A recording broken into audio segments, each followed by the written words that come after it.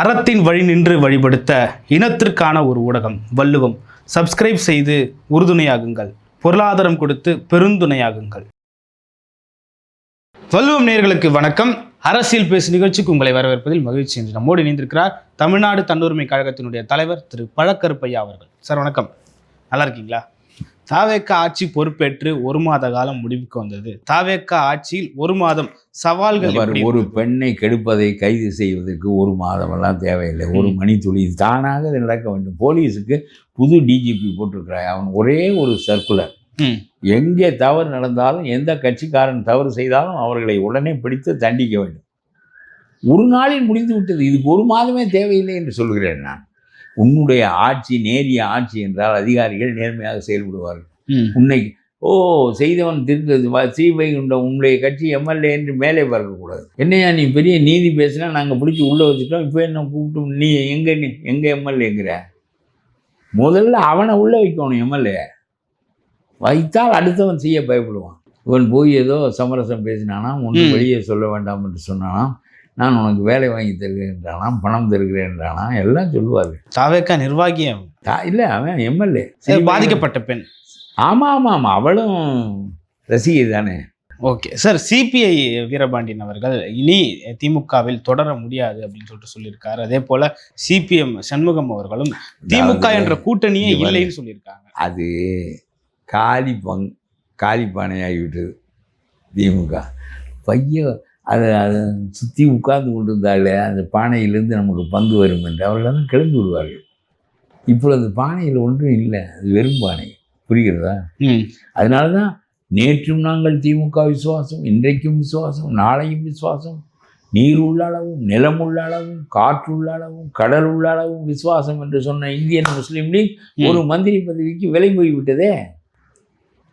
முதல் நாள் தான் விசுவாசம் பேசினார்கள், மறுநாள் விலை போய்விட்டார்கள். அப்புறம் இந்த விடுதலை சிறுத்தை என்ன சனாதனம், RSS பெற்ற கள்ளப்புள்ளை இந்த விஜய். இந்த கள்ளப்புள்ளையிடம் போய் சரணடைந்து விட்டார்களே ஒரு மந்திரி பதவிக்கு.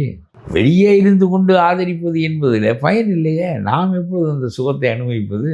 அது காலிப்பானை எடுத்து பரிமாறுவதற்கு ஒன்றும் இல்லை. ஆகவே சுற்றி இருந்த காக்கை கூட்டங்கள் அதை விட்டு போய்விட்டது என்பது நியாயம். இதை கருத்து சொன்னவர்களே, RSSின் பிள்ளை என்று சொன்னவர்களே அங்கே போய்விட்டார்கள். இல்லை, இதுவரை யாரும் அமைச்சர் பதவி கொடுத்ததில்லை. விசிகாவுக்கு முதல் அமைச்சர் பதவி கொடுத்துருக்காங்க. அமைச்சர் பதவியில் என்ன இருக்கிறது? அமைச்சர் பதவி நீண்ட நாள் கோரிக்கை விசிகாவோட. இந்த ரெண்டு பேரும் ஒரு பேரும் வெற்றி பெற முடிந்தவர்களெல்லாம் மந்திரி பதவிக்கு செத்து போவீர்கள், தூக்கு போட்டுக் கொள்வீர்கள். இதுதான் உள்ள நிலைமை. நீ ஒரு பெரிய கட்சியாக இருந்து ஒரு நாள் நாம் ஆட்சிக்கு வர முடியும் என்ற நிலைமை இருந்தால் நீ இன்னொருவனை சட்டம் செய்ய மாட்டாய். முன்னால் ஒரு காலத்திலும் வர முடியாது. காங்கிரஸால் வர முடியாது, பிஜேபியால் வர முடியாது, விடுதலை சிறுத்தையால் வர முடியாது, மதிமுகவால், கம்யூனிஸ்ட் கட்சிகளால் வர முடியாது.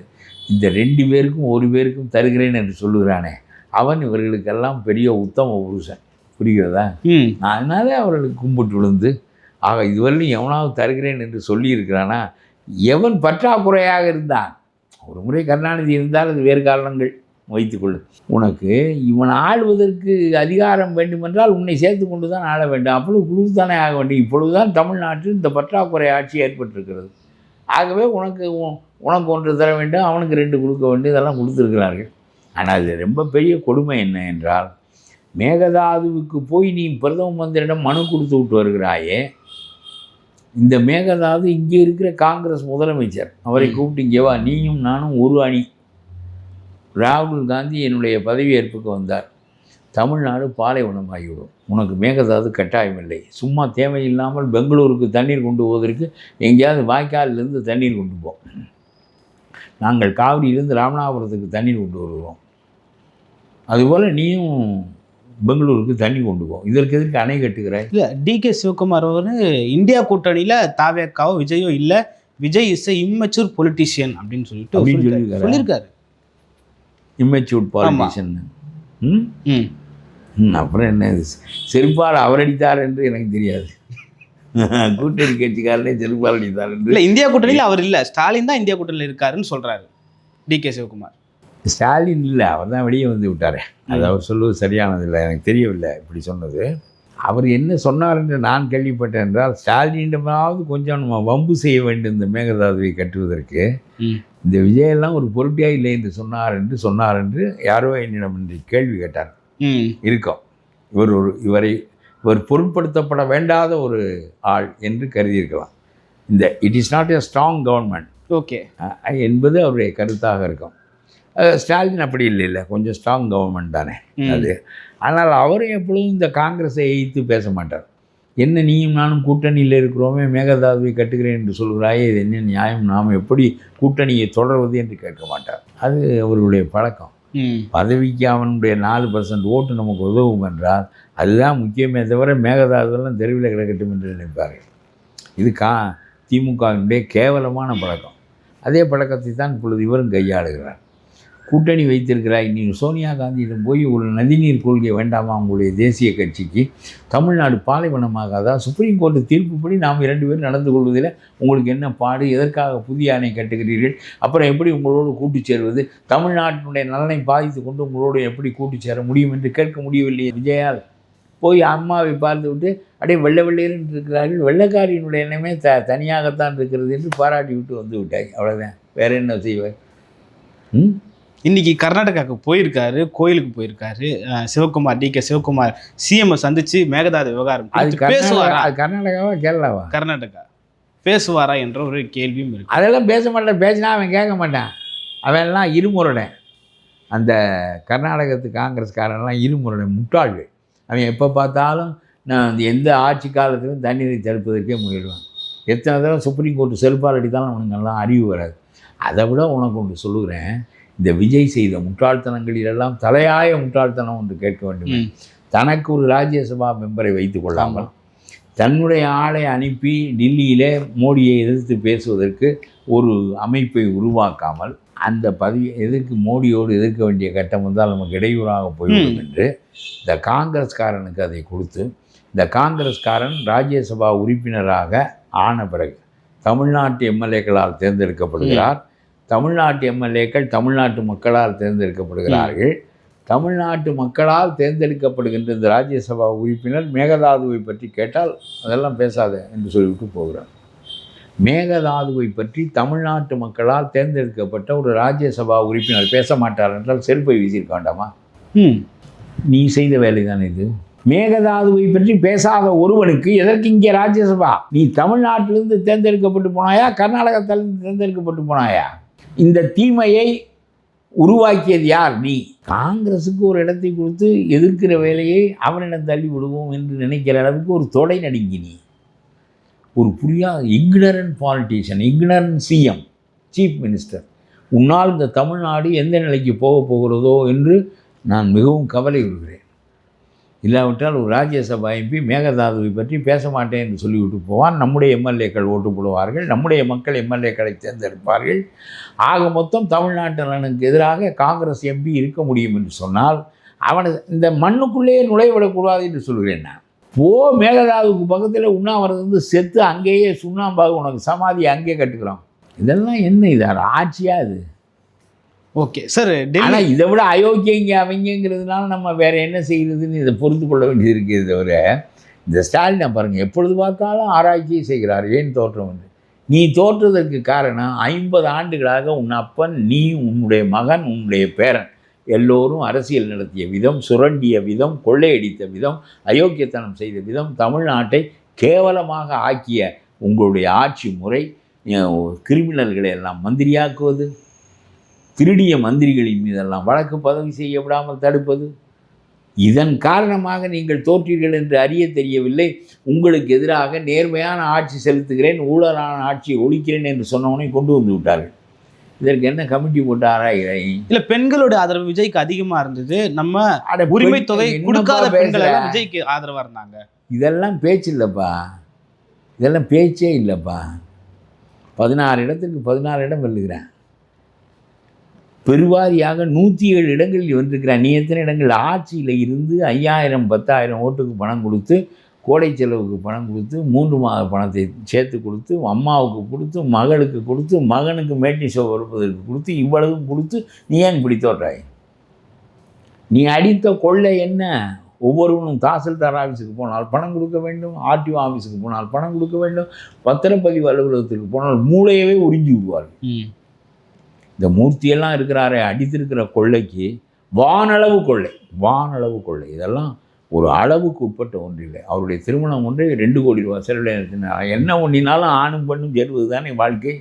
இதுக்கு என்ன 2 கோடி, இதற்கு என்ன 1 கோடி? இந்த அம்பானியை போல அம்பானி 1 மாதம் திருமணம் நடத்தினார். என்ன பண்ணி விட்டார்கள்? அம்பானி நடத்திய திருமணத்தில் விமானத்தில் ரஜினிகாந்த் போவார், அவர் போவார், இவர் போவார், கிரிக்கெட் வீரர் வருவார், இங்கிலாந்து மன்னர் வருவார். திருமணம் தாண்டா, ஒரு ஆணும் பெண்ணும் சேருவது தாண்டா. அது ஒரு காளையும் பசுவும் சேருவது போல. இது என்னடா என்ன இது? இதற்கு 1 மாதம் நடத்தி என்னடா செய்ய போகிறீர்கள்? இந்த பணத்திற்கு தாண்டா மதிப்பு. வெறும் தாளாக சேர்த்து வச்சிருக்கிற பணத்துக்கு இதான் மதிப்பு. வேறு என்ன செய்ய முடியும்? பணக்காரனுக்கும் ஏழைக்கும். ஒரு கோயிலில் போய் நான் ஒரு திருமணத்தை பார்த்தேன். பண்ருட்டிக்கு பக்கத்தில் ஒரு சிவன் கோயில். நான் அதற்கு போயிருந்தேன். அப்பர் முதலில் பாடிய இடம் என்று சொன்னார். அது ஒரு பண்ருட்டிலேருந்து ஒரு 5-6-7 கிலோமீட்டரில் இருக்குது. இதற்காகவே போனேன்.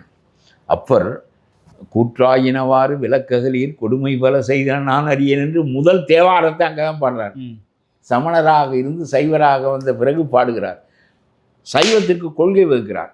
அதாவது செய்த வினைக்கேற்ற பலனை அனுபவித்தே ஆக வேண்டும் என்பதற்கு மாறாக ஒரு நல்ல மனிதனாக உயர்ந்த மனிதனாக இருந்து சிறுவிழை செய்திருப்பானே. ஆனால் அந்த சிறுவிழைக்கு கொஞ்சம் நீக்குப்போக்கு காட்ட வேண்டும் என்கின்ற சைவத்தின் குலைவு நெளிவு கொள்கையே அப்பர் உருவாக்கிய இடம். சைவத்திற்கான கொள்கையிலே ஒரு சின்ன குலைவை உருவாக்கிய இடம் என்பதனால் அந்த கோயிலை தேடி நான் போனேன். அங்கே ஒரு திருமணமாகி இங்கே வருங்க ஒரு பையன், ஒரு மாலை, ஒரு 10-20 ரூபா மாலை. அவன் பொண்ணு கழுத்தில் அந்த பொண்ணை பிடிச்சி இழுத்துக்கணும் தரன்னு ஓடியாராங்க. அந்த பொண்ணு ஓடியாருது. அவங்க பின்னாடி 4 பேர் எல்லாரும் போய் இந்த எய்த்த கடையில் சாப்பிட்டாங்க. சொந்தமே ஒரு 4 பேர், புருஷன் பொண்டாட்டி, அப்பா அம்மா, சொந்தம் ஒரு 4, ஒரு 10-15 பேர் சாப்பிட்டாரு, போயிட்டார். இதை அம்பானி 1 மாதம் நடத்துகிறார். உலகத்தில் இல்லாததை அம்பானி வீட்டில் செய்ய போகிறோம். அம்பானி மகன் செய்ய போகிறார் 1 மாதம். அறிவு கட்ட கூட்டம். மூர்த்தியினுடைய திருமணம் 2 கோடி ரூபாய்க்கு. ஊரில் இருக்கிற நல்லா ரெஜிஸ்டர் இருக்குது. மூளையை உறிஞ்சி எதுக்குடா? அவனுடைய காரியத்தை அவனுக்குரிய தொகையை கொடுத்து முடித்து கொண்டு போகாமல் உங்களுடைய அதிகாரத்தை பெண். அதனால தான் உங்களை உட்கார வச்சுட்டேன் வெளியே கொண்டாந்து. இனிமேல் நீங்கள் எப்படி தேடி வருவீங்க? எத்தனை கமிட்டி போடு, ஒரே விடை தான். மூலக்கூடிய உறிஞ்சினியே அதனால் வெளியே வந்துட்டிய. நீங்கள் பண்ணாத அட்டுழியமா, நீங்கள் உறிஞ்சாத உறிஞ்சா, நீங்கள் அடிக்காத கொள்ளையா, நீங்கள் சட்டத்தை வளைக்காத போக்கா, அப்பன் செய்து மகன் செய்து, மகனுக்கு மகன் எதிர்க்கட்சி தலைவர். நேரு வர முடியாது, வேறு விவரமானவன் வர முடியாது, ஒரு மகன் தான் வரணும். ஏன்னா எதிர்க்கட்சி தலைவருக்கு ஒரு மந்திரி பதவிக்குள்ள மதிப்பு. அப்புறம் பேரன். இதெல்லாம் உன் மகனை கொண்டு வந்து வச்சது ஒரு குற்றம், கொள்ளையடித்தது ஒரு குற்றம், திவாயில் போய் சேர்த்து வச்சது ஒரு குற்றம். எல்லாத்துக்கும் தாண்டா ஒரு ஆள் கிடைக்காம தடுமாறினாங்க. ஒரு ஆள் கிடைச்சோன்னு வந்து விழுந்துட்டாங்க. ஆனால் இந்த ஆள் வலுவான ஆளா வலுவில்லாத ஆளாங்கிறது அப்புறம். முதல்ல இந்த நாட்டுக்கு ஒரு பெரிய படிப்பினை கற்பிக்கப்பட்டிருக்கிறது. எலெசன் இஸ் டாட். அதாவது ஊழல் எங்களை சுரண்டி வாழ்கிற கட்சியை வாய்ப்பு வந்தால் நாங்கள் குழியில் இறக்குவோம். ஓகே, இதான் it is the message given to you. 3 மாதம் தாங்காது இந்த ஆட்சி. முன்னாள் முதல்வர் ஸ்டாலின் எனக்கு இந்த முட்டாள்தனமான ஆட்சி தாங்க வேண்டும் என்று விரும்புவதற்கு நான் காரணமே முட்டாள்தனமான ஆட்சி. லாட்ரி அடிச்சிட்டுக்காரன் கையில் கொடுத்துக்கிட்டு ஆடுறாங்க வைங்க. இது தாங்க வேண்டும் என்று நினைப்பதற்கு காரணமே மறுபடியும் இந்த ஊழல் சாம்ராஜ்யம் படர்ந்து விடுமோ என்பது தான். ஓகே, 2க்கும் கிடம் தடுமாற வேண்டியதாக இருக்குது. நாமெல்லாம் இந்த ஊழல் பேரரசு படர்ந்து விடும் என்று அஞ்சுவது ஒரு பக்கம், இவ்வளவு முட்டாள்களாக இருக்கிறார்களே என்று கவலைப்படுவது ஒரு பக்கம். 2க்கு நடுவில் ஒரு ஊடாட்டமாக நிலையில் நாமெல்லாம் இருக்கிறோம். ஓகே, தாவேக்க ஆட்சியில் தொடர் மின்வெட்டு, மக்கள் வீதியில் இறங்கி போராடுறதை பார்த்துட்டு இவனுக்கு என்னது ரொம்ப பீஸ் கட்டையை பிடிச்சிக்கிட்டு போயிட்டாங்கன்னு சொல்கிறானே. ஏண்டா பொண்ணு மனம் வேண்டைக்கு இல்லைன்னா இன்னும் சீலை வரல நெஞ்சுக்கிட்டு இருக்காங்கன்னு சொல்கிற மாதிரி பீஸ் கட்டையை பிடிக்கிட்டு போனாங்கன்னு சொல்கிறேன். இந்த பகுதியில் தான் 7 நாள் 8 நாள் கரண்ட் இல்லை. இப்போ தான் 4-3 நாளாக இருக்குது. அதற்கு முன்னால் உங்களுடைய சன்கண்ணெல்லாம் எரியாது. வரிசையாக ஒவ்வொரு நாளும் இருந்தது. ஏன்? அது தேவைகள் கூடிவிட்டன, அதற்கேற்ற உற்பத்தி உன்னிடமில்லை, உடனடியாக அதை வாங்கி சரி செய்கின்றால் நீ கூடுதல் விலைக்கு தான் வாங்குற, பக்கத்துலேருந்து வாங்குற, மத்திய தொகுப்பிலேருந்து வாங்குற, பிற மாநிலங்களிலிருந்து வாங்குகிற. உடனே உன்னால் அந்த பற்றாக்குறையை நிறைவு செய்ய முடியாது. காலப்போக்கில் இதை நிறைவு செய்து கொண்டே வந்திருக்க வேண்டும். நீ மேட்டி ஷோ பார்ப்பதற்கு தானே பணம் கொடுத்தாய், புதிய மின் உற்பத்திக்கு நீ ஏற்பாடு செய்யவில்லையே. நான் சொல்வது புரிகிறதா? நிலக்கரியால் உண்டாக்கலாம், காற்றால் உண்டாக்கலாம், கடலில் உண்டாக்கலாம், எல்லாவற்றிலும் உண்டாக்கலாம். இப்பொழுது ரொம்ப வசதியாக வந்துவிட்டு. முன்பெல்லாம் தண்ணீர் மேலிருந்து கீழே வந்தால் தான் அந்த இதை சுத்த முடியும், அப்புறம் நிலக்கரியால் தான் உண்டாக்க முடியும். இப்பொழுது அப்பொழுதுலாம் எத்தனையோ வற்றில் அதை உண்டாக்கலாம். என்ன, அப்படி குப்பையில் கூட உண்டாக்கலாம். அதுக்கான திட்டங்கள் உனக்கு வேண்டுமே. உனக்கு நோக்கம் அது இல்லையே. தனியாரிடம் மின்சாரம் வாங்கினால் தானே 12 ரூபாய்க்கு வாங்கலாம். 12 ரூபாய்க்கு வாங்கினால் தானே 4 ரூபாய் ஆட்டை போடலாம். ஏன்னா உங்களுடைய இரத்த சிவப்பு அணுக்களின் எண்ணிக்கையை விட உங்களுடைய ஊழல் அணுக்களின் எண்ணிக்கை கூடுதல். அதனால் அந்த ஆட்சி விட்டுட்டு போனது உடனே ஒரு உத்தரவு, உடனே அதிகாரிகள் உடனே செயல்படுவார்கள்.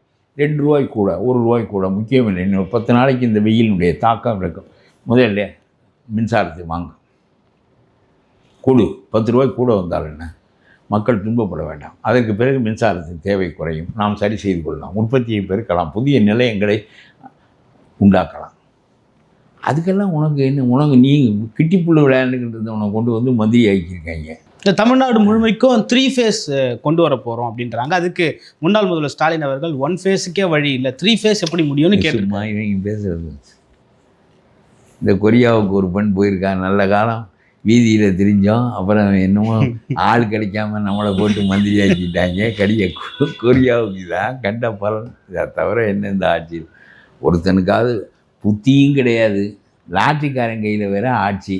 முதலமைச்சருக்கு எதுலேயும் கன்விக்ஷன் கிடையாது. He has no conviction at all. He is not a man of conviction. அவருக்கு ஒன்றுமே தெரியாது. வாழ்நாளில் படித்ததும் இல்லை, செய்தித்தாள் படிக்கிறவரும் இல்லை, புத்தகம் படிக்கிறவரும் இல்லை, நாட்டினுடைய பிரச்சனைகள் என்ன என்று நாளாசரியாக தெரிந்து கொண்டவரும் இல்லை. கிருஷ்ணா ரெட்டியாவே இவன் முடி வெட்டுறவன், மேக்கப் மேன், இவன் தான் விமானங்களில் பயணம் செய்கிறான். முடி வெட்டுறவன், மேக்கப் மேன், இவெல்லாம் வந்து பிரதம மந்திரியை சந்திக்க போகிற குழுவினுடைய ஆலோசகர்கள். அப்படின்னா எப்படி இருக்குன்னு பார்த்து சரி பார்ப்போம். ஓகே, பல்வேறு கருத்துக்களை பகிர்ந்து கொண்டீங்க. மற்றும் ஒரு கால் சந்திப்போம். நன்றி.